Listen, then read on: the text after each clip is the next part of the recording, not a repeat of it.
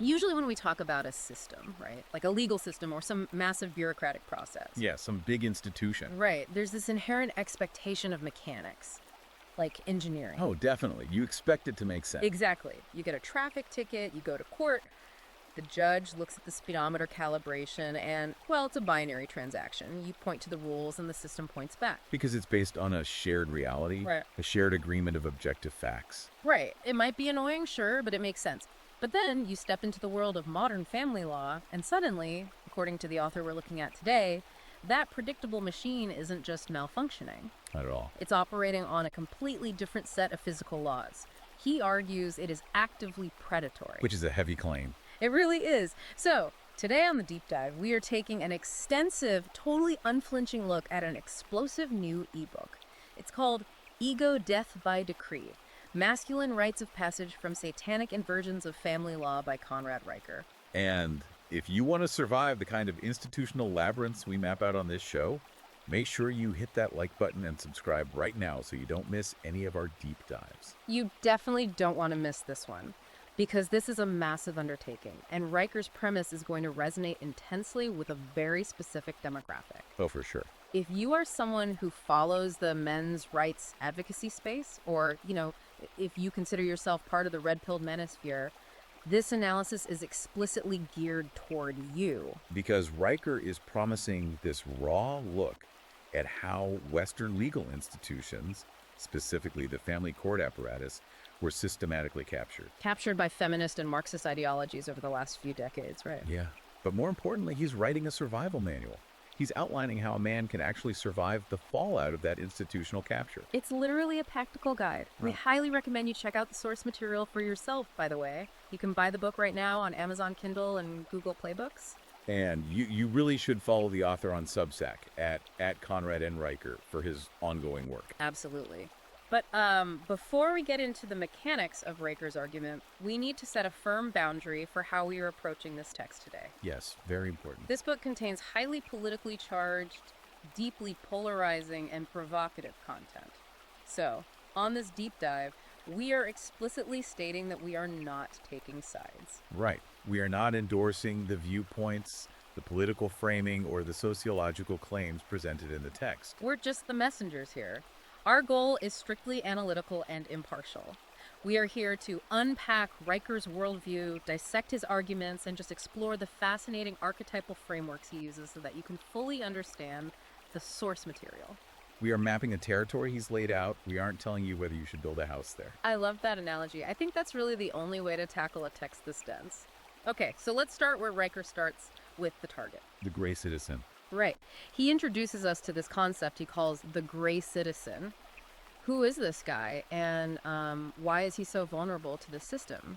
So the gray citizen, in Riker's framework, is essentially the modern compliant man, the guy who has fully bought into the post-Enlightenment social contract. The guy doing everything right. Exactly. He wakes up, he goes to work, he pays his taxes, he mows his lawn. Crucially, he operates under the assumption that the institutions governing him are fundamentally fair. And logically sound. Yes. He believes that if you do the right thing, the system will recognize it and reward you. Or, at the very least, just leave you alone. He believes the traffic court rules apply everywhere. Precisely. And Riker argues that this specific belief makes him entirely defenseless for what comes next, which he terms the existential shock. The moment the illusion breaks. Right. This is the moment the man is thrust into the labyrinth of family court. And Riker uses very deliberate, intense language here. Oh, he doesn't mince words. No, he doesn't say the court is flawed and needs reform. He frames it as a satanic inversion of natural law. An inversion. Let's dig into that word. In his terminology, an inversion isn't just a mistake. It's a system that specifically targets the natural order by calling good evil and evil good. Wow. He describes the court apparatus as a leviathan, or a bureaucratic minotaur. It's this decentralized, soulless matrix of judges, social workers, attorneys, and it doesn't just process cases. It feeds on them. Yes, it feeds on the subjugation of the masculine spirit. That is just, it's chilling. And the way this Leviathan initiates the feeding process is what he calls the ex parte blitzkrieg. This was honestly one of the most alarming sections of the book for me. It's terrifying when you realize how it actually works. So let's break down the mechanics of an ex parte order, because I think a lot of people might assume these are just, standard safety protocols. Well, an ex parte order is a temporary restraining order, a TRO, and it's granted by a judge based entirely on the claims of one party. Right. Just one side of the story. The term ex parte literally means from one party. The other party in this context, usually the father, is not present.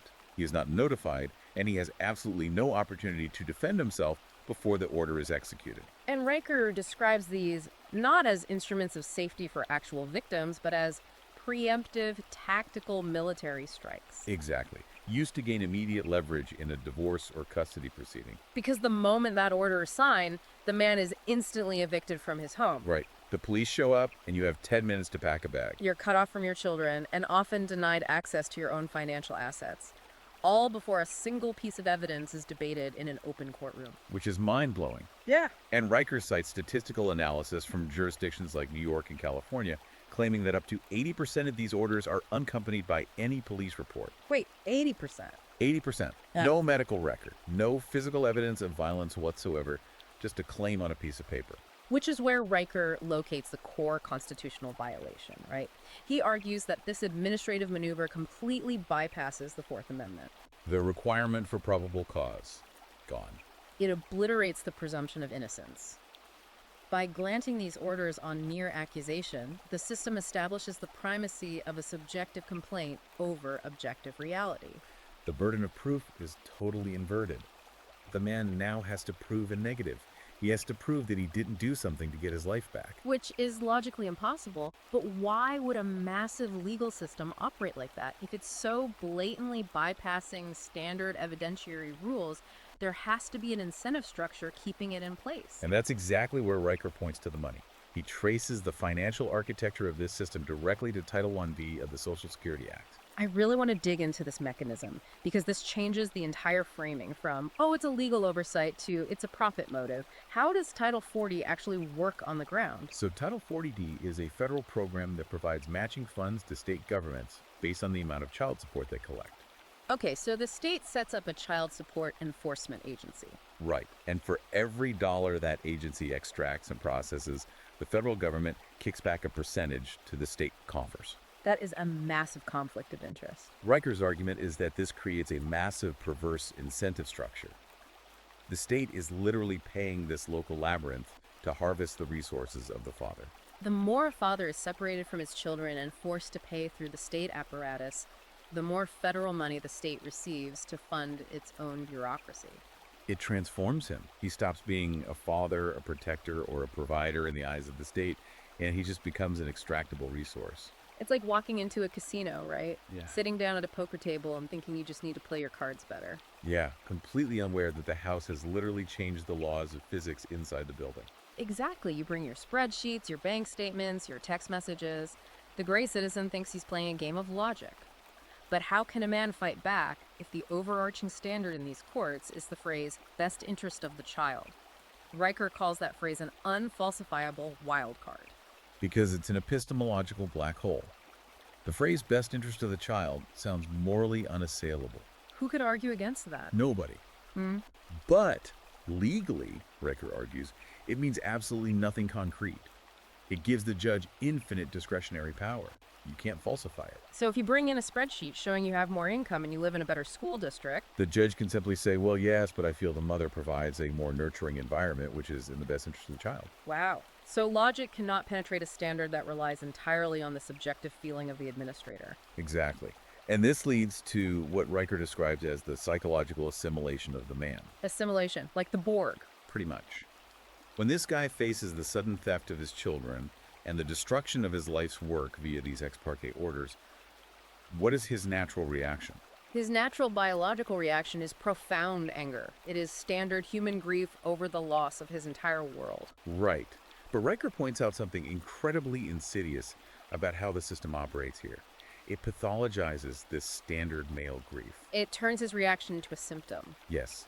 If the man gets angry, if he raises his voice, if he relentlessly texts his ex-wife asking where his kids are, The system labels that behavior as coercive control or psychological abuse, So the system weaponizes a man's natural biological reactions to trauma against him. using that very reaction as the justification to permanently sever his paternal rights. The gray citizen expects fairness.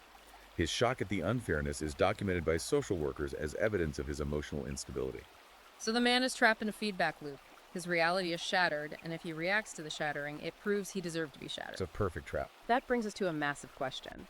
How did a legal system that was supposedly built on Blackstone's ratio, the idea that it's better for 10 guilty men to escape than one innocent to suffer, how did it morph into this? It's a huge historical shift. Riker transitions from what the system does to how it enforces this ideologically, and this is where he introduces one of the most vivid metaphors in the book. The T-1000 metaphor. It really is a striking way to conceptualize bureaucratic power.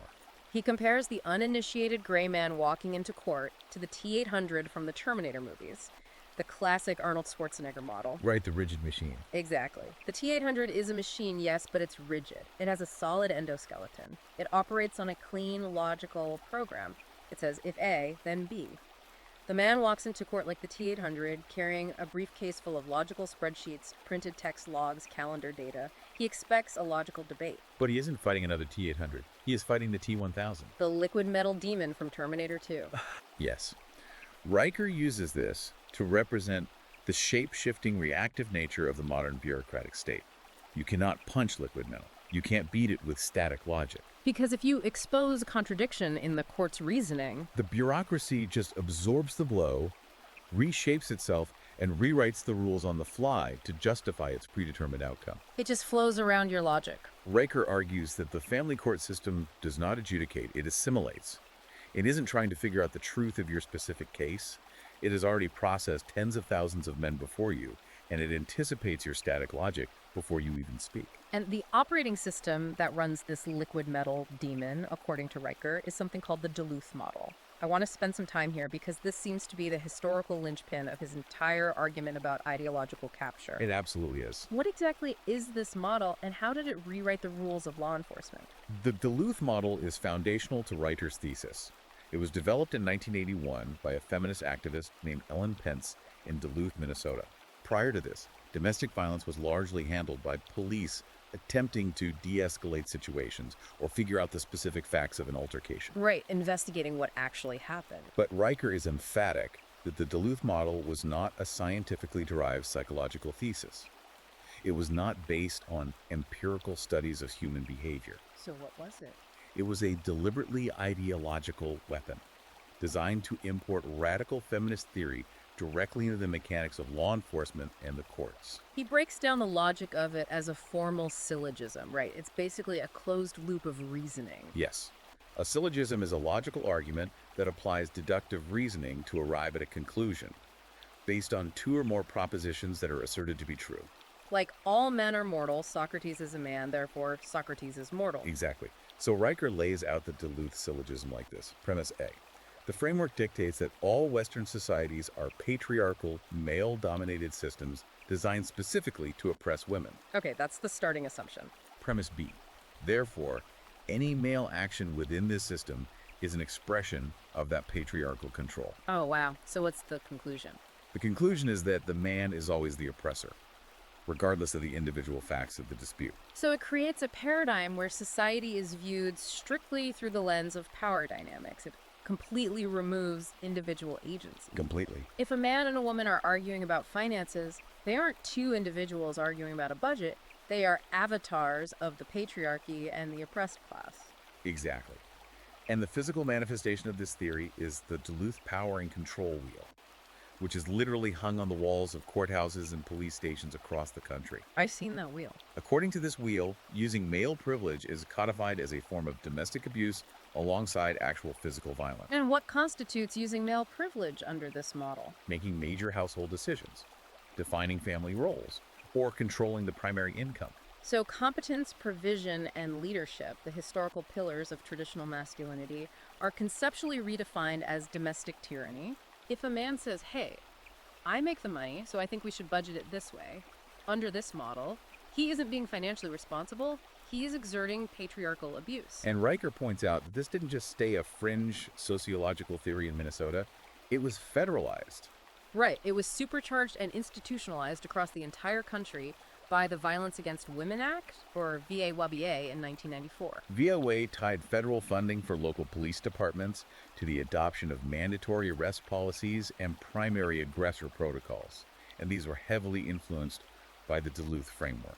This meant that if police were called to a domestic dispute, their manuals essentially dictated that they must arrest someone. And the underlying framework strongly suggested the male was the primary aggressor by default of his gender. And once a man is caught in this net, the enforcement of this ideology takes the form of state-mandated domestic violence or anger management classes. Which is where the psychological breaking really happens. Riker paints an incredibly grim picture of these mandatory sessions.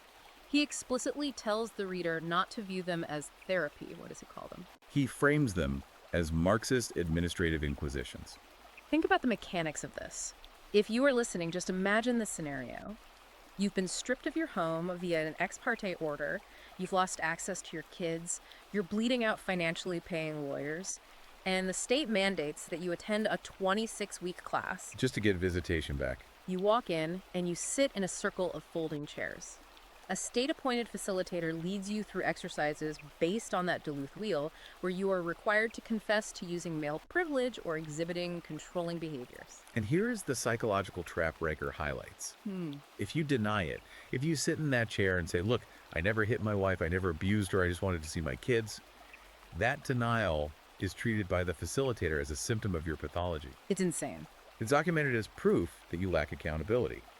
If you protest your innocence using evidence, it's recorded as resistance, proving you're deeply entrenched in patriarchal entitlement and unwilling to change. So there is no winning. No.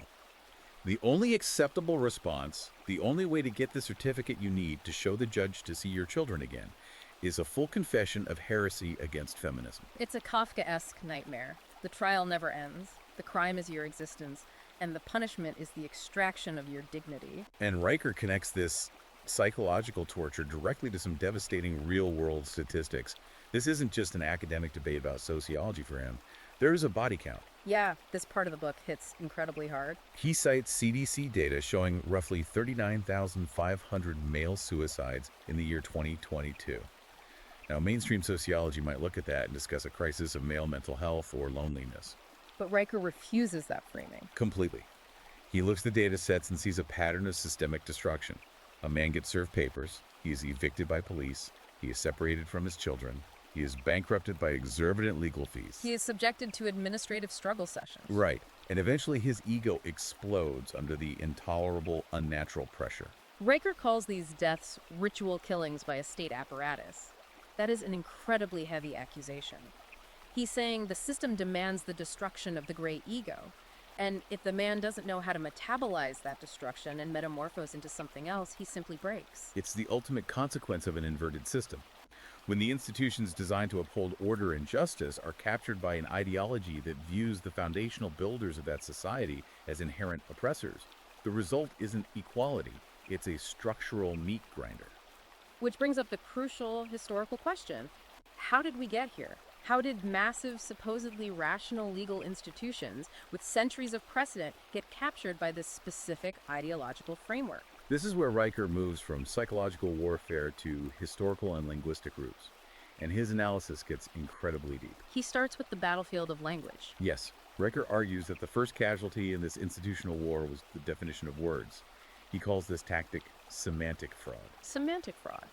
Because for an ideology to change the law, it first has to change the language the law uses. Precisely. He traces the word abuse back to its Latin root, abuti, which meant to use up, to consume, or to destroy something concrete. So for centuries, legal abuse meant a physical, demonstrable destruction or harm. But modern jurisprudence, driven by these activist frameworks, has redefined abuse to encompass subjective feelings of distress. So we move from a broken bone to a hurt feeling, legally speaking. Right. If objective reality is replaced by subjective emotion as the legal standard, the person who can claim the most emotional distress automatically wins the legal high ground. Because you can't disprove a feeling. Exactly. But to justify this massive shift to the public and to lawmakers, the state needed a foundational myth, a crisis to react to. And Riker points to a specific piece of literature from 1985. He highlights The Divorce Revolution by sociologist Lenore Weitzman.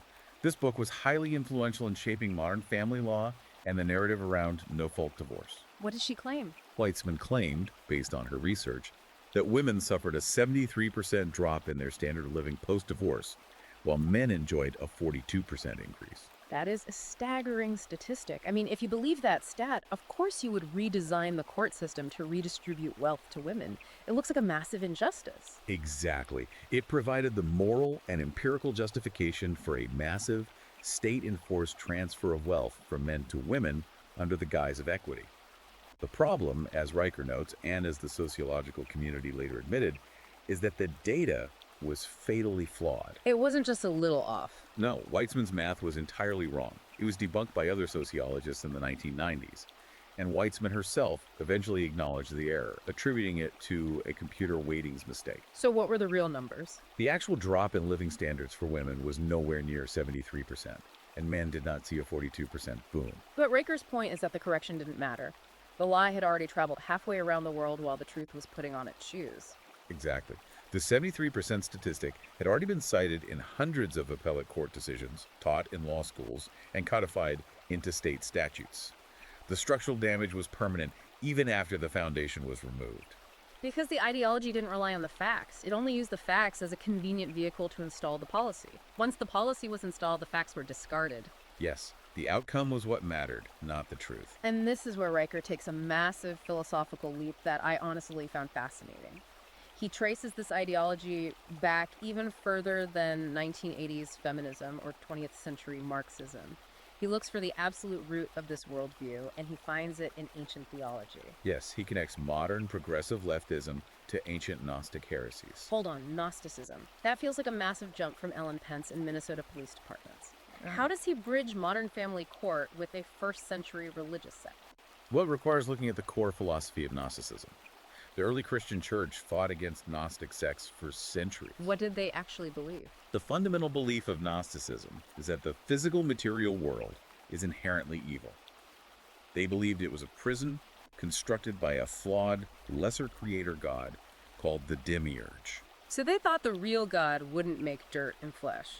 Right. For the Gnostics, salvation was about escaping the physical body and the constraints of biological reality through secret, hidden knowledge or gnosis. So they hated the physical world. They despised biological reality, they despised the physical body, and importantly, they specifically despised the biological divide between male and female. Wait, really? Yes. They viewed binary sex as the ultimate prison bars constructed by the demiurge. Riker argues that modern progressivism, specifically radical feminism and gender ideology, is not merely a political movement.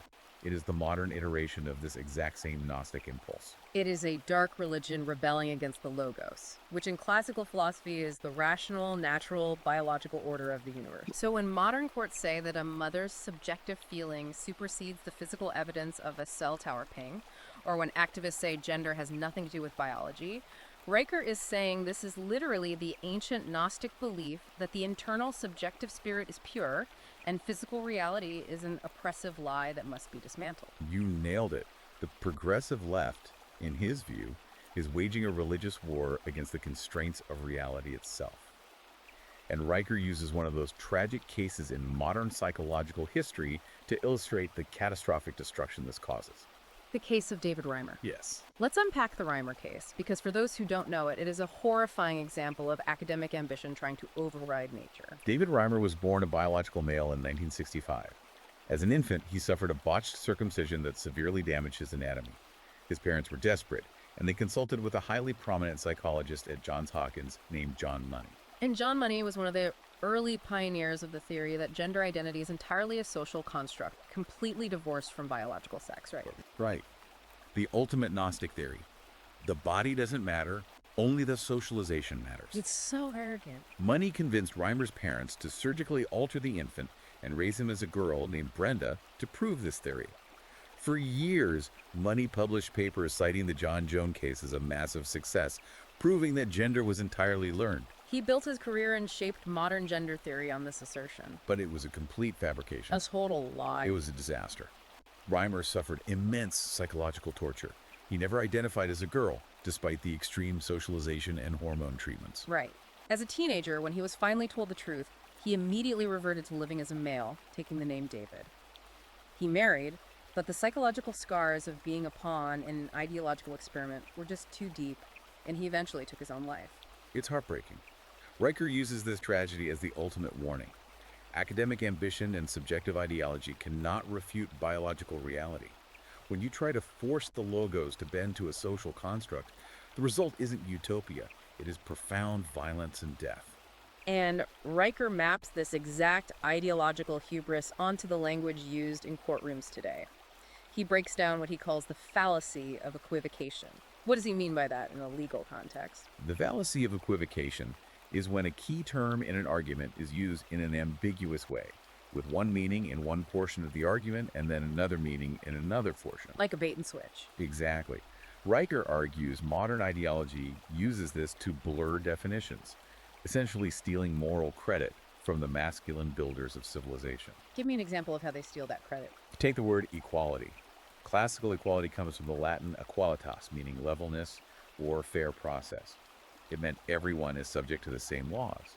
The masculine builders of Western law fought for equalitas. Okay, so a fair starting line. But the progressive ideology has equivocated, replacing equality of process with equity, which means enforced equal outcome. And tying the finish line for everyone. Because men and women make fundamentally different biological and psychological choices, achieving equal outcomes is naturally impossible. Therefore, to achieve equity, the system has to make war on reality itself, artificially punishing male success and subsidizing female choices while still pretending it is fighting for the noble classical concept of equality. Okay, if I'm reading this book in a rented room at 3 a.m. after losing my house and my kids, Yeah. this is the point where I would be screaming at the pages. Because if the progressive left has abandoned truth for therapeutic validation, if the courts have literally replaced, is this empirically true, with, does this narrative make the alleged victim feel validated? Yeah. What do you do? How on earth do you legally defend yourself? You cannot bring a spreadsheet to a feelings fight. If the judge is operating on a Gnostic hatred of objective reality, what do you do? And that desperation is exactly what Riker addresses in the 4th section of the book. Having mapped the labyrinth, explained the history of the Minotaur, and shown you how the liquid metal demon operates, he pivots from sociology to a tactical manual for survival. Thank God. He tells the reader that the labyrinth is not a grave, it is a forge. The forge. This is where the psychological shift happens. This is where the naive gray man has to die so the white sovereign can be born. And Riker insists this requires absolute stoic endurance. You cannot panic, you cannot whine, you have to weaponize your mind. And his weapon of choice for this transformation is an ancient one, the trivium. The trivium was the absolute foundation of classical Western education for 2 millennia. It consists of 3 sequential phases of learning: grammar, logic, and rhetoric. Right. Riker argues that a man must stop relying on expensive lawyers who are part of the system's ecosystem and instead wield the trivium as literal intellectual weaponry in the courtroom. Let's break down how this actually looks in practice, because this is the actionable meat of the book. When he says grammar, I'm thinking of, correcting someone's punctuation.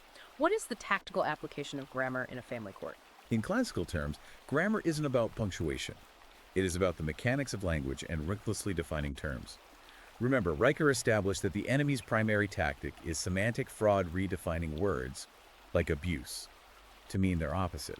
So you have to stop them from redefining things on the fly. Yes, the initiated sovereign man uses grammar to force the court to define its terms. If opposing counsel claims you were abusive, you do not defensively say, "I wasn't abusive." Because that accepts their frame. Right. Instead, you attack the definition. You demand they separate objective harm from subjective offense. You ask, what specific statute defines my text message as abuse? Show me the legal boundary of the words you are using. You force precision onto a system that relies on vague emotionality. You pin the liquid metal down. Okay, what about logic? Logic is the mechanics of thought. It is constructing irrefutable syllogisms to collapse the internal contradictions of the opposition's argument. Riker points out that the ideological matrix is inherently self-refuting because it isn't based on reality. So it's always going to contradict itself eventually. Exactly. Yeah. When you subject their premises to classical syllogistic analysis, they fall apart.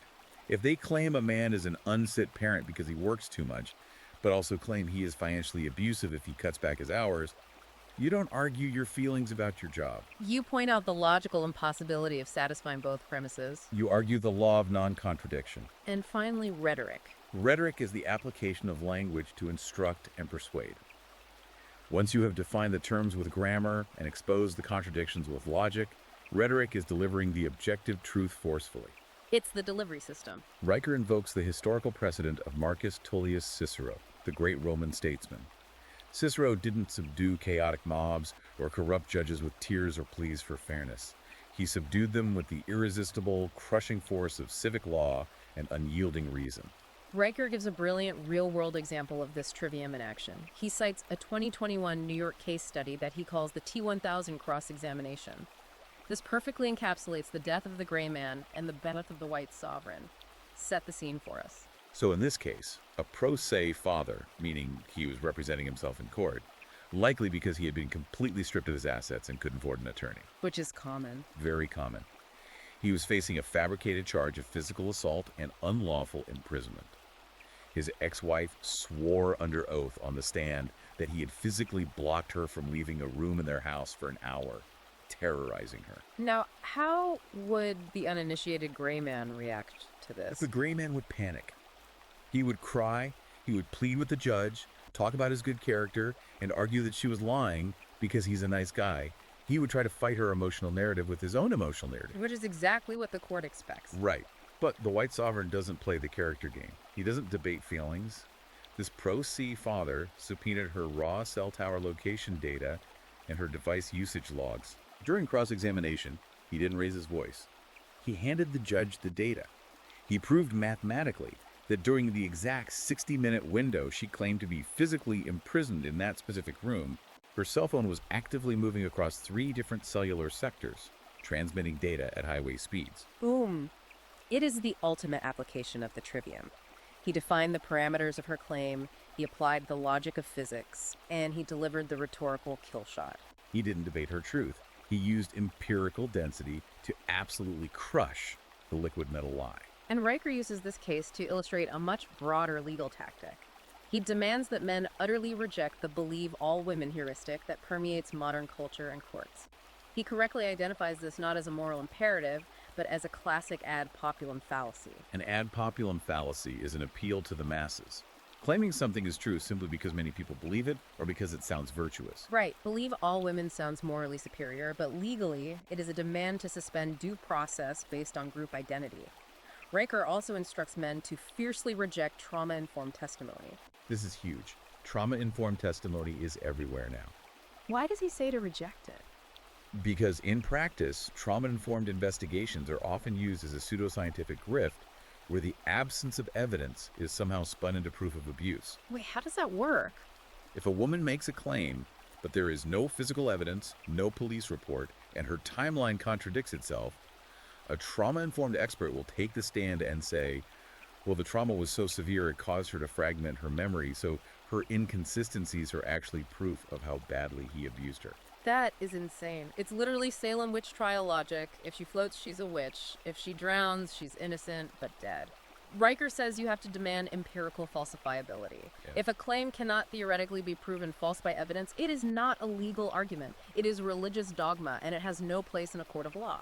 And tactically, speaking of things that have no place in a courtroom, Riker explicitly tells men to stop using the argument of parental alienation in family court.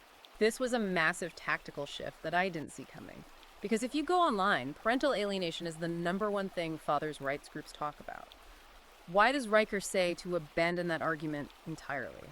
Because he argues that pleading parental alienation is stepping right back into the T-1000's trap. It pulls you into the subjective arena of psychological syndromes. Oh, I see. If you claim parental alienation, the court appoints expensive, feminine-coded psychology experts, often charging $400 an hour to evaluate everyone's feelings. You are playing their game on their turf, using their subjective vocabulary. It takes years and bleeds you dry. So what is the alternative? Riker says to hit them with strict objective penal statutes instead. Don't go to court and argue that your feelings are hurt because your ex is manipulating your kids and you can't see them. Argue that a specific statutory violation of procedural due process has occurred. He cites New York Penal Law Section 135.45, right? Yes, which covers custodial interference. If she hides the kids, that isn't an alienation syndrome. That is a Class A misdemeanor. You move the conflict out of the chaotic, extensive realm of emotional psychology and force it into the rigid, unforgiving realm of penal law. It's brilliant. It's playing chess while they're trying to cast you in a reality TV show. And Riker doesn't just stop at legal arguments. He outlines the actual physical, psychological stance a man must take in the courtroom. It's not just what you say on the record, it's how you exist in that hostile space. Yes, the physical presence must match the verbal logic. Riker advises men to maintain unwavering, stoic eye contact with your oppressor, whether that's the judge, the opposing counsel, or the ex-spouse. Never look away. Speak in a lowered, grounded vocal register. When a judge makes a ruling against you, do not sigh, do not roll your eyes, do not flinch, pause deliberately, never interrupt. Let your silence be heavier and more intimidating than their screams or their legal threats. He describes it as projecting the gravitas of the Logos incarnate, standing in a room full of chaos.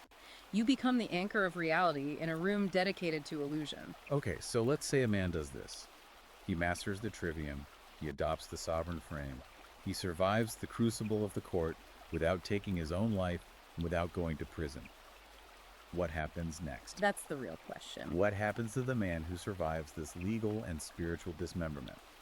This brings us to the final and I think most philosophical section of the book, ego death by decree and the sovereign return. This is where Riker elevates the text from a gritty legal survival manual to a work of profound philosophical anthropology. He starts by looking at the Latin root of the word decree, decretum, from discernere meaning to separate or to literally tear apart. So when a judge bangs a gavel and issues a divorce or custody decree, Riker says it's not just a procedural artifact or a change in tax status. It is an ontological severance. An ontological severance, meaning it's an attempt to unmake his reality at the level of his very being.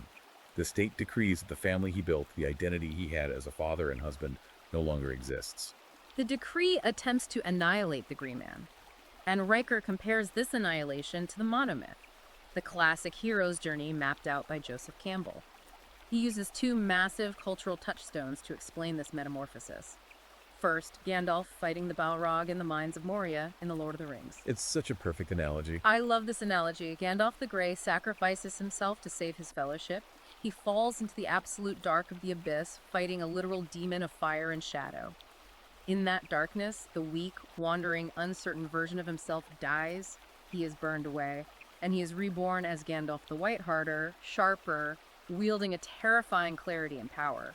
The family court is the Balrog, and the bankruptcy and isolation is the abyss.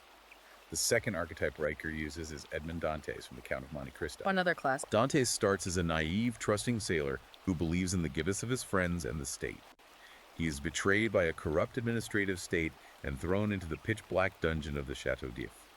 He loses his freedom, his fiancée, his name, and his future. But the crucial part of Dantes' story, and Riker's point, is what he does in the dungeon. He doesn't start a support group for wrongfully imprisoned sailors. He doesn't write letters lobbying the corrupt magistrates for prison reform. No, he accepts the death of his old life. He uses the darkness to strip away his naive self. He learns languages, economics, science, and brutal strategy from the Ave Faria. He hones himself into a weapon, and he emerges as the Count of Monte Cristo, an unbreakable, hyper-competent agent of Providence. Riker has a line that perfectly encapsulates this.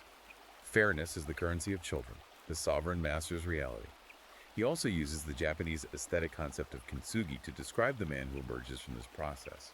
Kintsugi is the art of repairing broken pottery with lacquer mixed with powdered gold, silver, or platinum. You don't try to hide the fractures with invisible glue. You illuminate the breaks. The family court shatters the man's ego into 1,000 pieces. But the application of logic, virtue, and stoic endurance in the face of that trauma is the gold.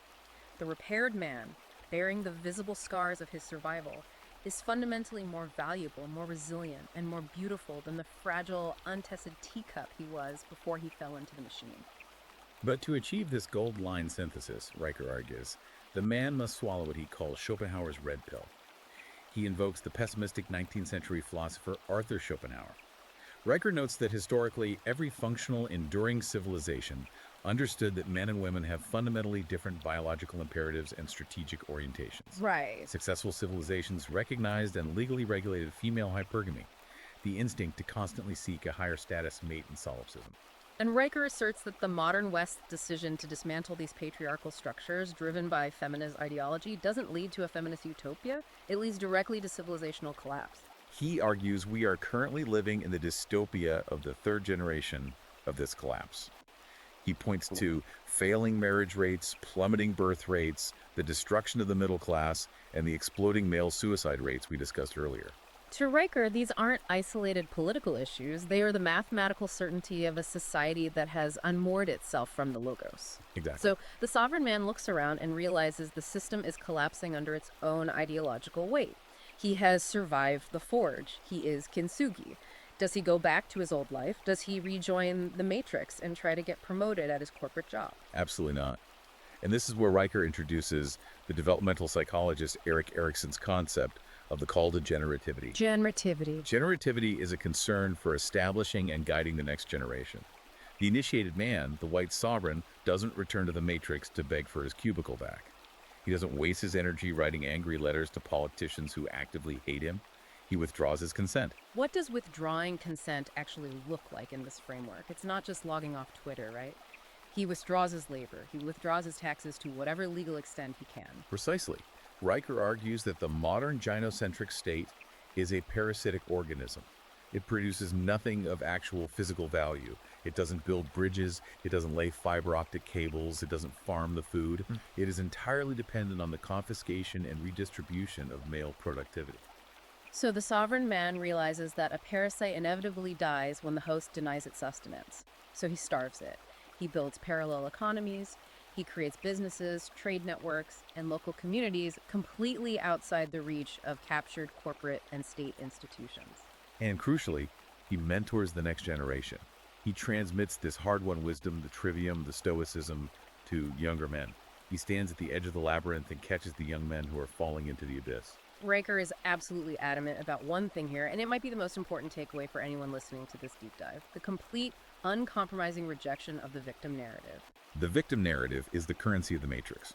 Riker points out that the progressive left has built an entire political economy around victimhood. But if a man emerges from family court, identifies himself as a survivor of the court, and seeks pity, or starts complaining about how unfair the dragon was, he has already lost. True sovereignty is ungrantable by any state, and it is forged only through the survival of total negation. You don't get points for being oppressed in Riker's framework. The hero absorbs the dragon's fire, processes it, and returns the flame. It's an incredibly empowering conclusion. We have covered an immense amount of ground today, diving deep into history, law, psychology, and theology. Let's summarize the absolute core of Riker's vision in Ego Death by Decree. He is telling men that the modern family court is not a place of justice, and it is not malfunctioning. It is operating exactly as designed. It is the most brutal, asymmetric, state-sponsored, masculine initiation rite in history. The bureaucratic system wants to consume you, but the logos, the natural order, intends for the ordeal to transform you. The naive, compliant gray man must die so the white sovereign can be forged. And that transformation requires abandoning emotional pleading for strict, cold logic. It requires mastering the trivium of grammar, logic, and rhetoric to defend yourself. And ultimately, it requires withdrawing your spiritual, emotional, and economic consent from a system that inherently despises you. It is a clarion call to build a parallel civilization based on the bedrock of objective reality. Which leads us to a final provocative thought for you to mull over as we wrap this up. We've explored Riker's roadmap for the individual man surviving this horrific system, but let's extrapolate that out. Think about this on a macroeconomic civilizational level. What happens to a society when its foundational builders, the men who construct the power grids, maintain the logistics networks, pour the concrete, and fund the massive tax base required for the state's safety nets? What happens when millions of these initiated men wake up, realize the game is rigged, and completely withdraw their consent? What happens when they decide to just let the parasitic state collapse under its own mathematical weight while they quietly build something entirely new, governed by natural law in the shadows? It is a question of pure structural integrity. If the load-bearing walls of a civilization decide to walk away, the collapse isn't a political theory anymore. It's just physics. Just physics. We started this deep dive talking about the comfort of an X-ray, the desire for a clean, visible, binary diagnosis of a broken system. Conrad Riker is arguing that the diagnosis for the modern family court system is in, and the jagged white line of the fracture is right there on the screen for anyone brave enough to look at it. The machine is broken, but you don't have to be. The powerful message. Before we sign off, please, Take a second right now to like this video and subscribe to the show. It helps us keep bringing you these intense, unfiltered explorations into the ideas shaping our world. And if the concepts in today's deep dive resonated with you, you need to read the primary source material and learn the trivium for yourself. Go buy Ego Death by Decree on Amazon Kindle and Google Play Books, and be sure to follow the author's continued incredible work on Substack at Conrad and Riker. It's been an amazing discussion. For my brilliant co-host and myself, thank you for stepping into the forge with us today. We'll see you on the next deep dive.